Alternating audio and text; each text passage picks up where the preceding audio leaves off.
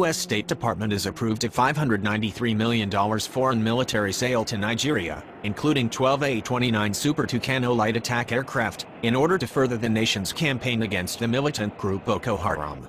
Nigeria has been seeking permission from the U.S. government to buy A-29 since 2015. However, the Obama administration had put the sale on hold due to concerns about the country's human rights record.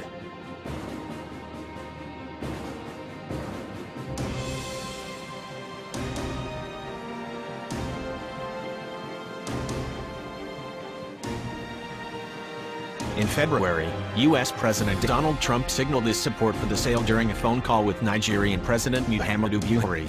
By April, the deal seemed to be moving forward, as unnamed U.S. officials told the Associated Press that Congress would be notified of the sale over the coming weeks. The Defense Security Cooperation Agency notified Congress on August 2. A U.S. government official, who was not authorized to speak on the record, called the A-29 sale just one element of the United States' efforts to fight terrorism and protect civilians in Nigeria and other areas in West Africa. These aircraft offer improved targeting capabilities, allowing Nigeria to more effectively lead the fight against Boko Haram and the ISIS West Africa branch, while also potentially reducing risks of collateral damage and civilian casualties, the source said, using an acronym for the Islamic State group. The training included in this comprehensive package would help build the skills and procedures to effectively and responsibly operate the aircraft in accordance with international human rights law and the law of armed conflict, the government official added.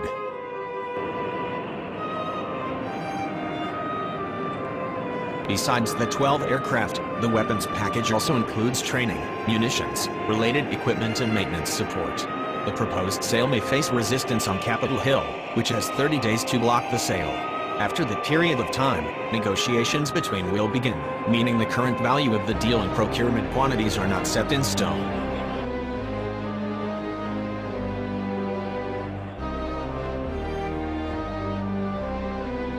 In June, Sen's Cory Booker, DNJ, and Rand Paul, RK, sent a letter to Secretary of State Rex Tillerson expressing concerns about selling military gear to Nigeria.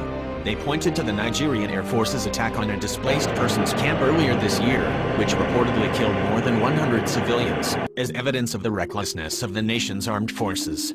We are concerned that the decision to proceed with this sale will empower the government to backtrack even further on its commitments to human rights, accountability, and upholding international humanitarian law, which in turn could spur greater unrest and violence, particularly in the northeastern part of the country, the senators wrote in a letter to Tillerson.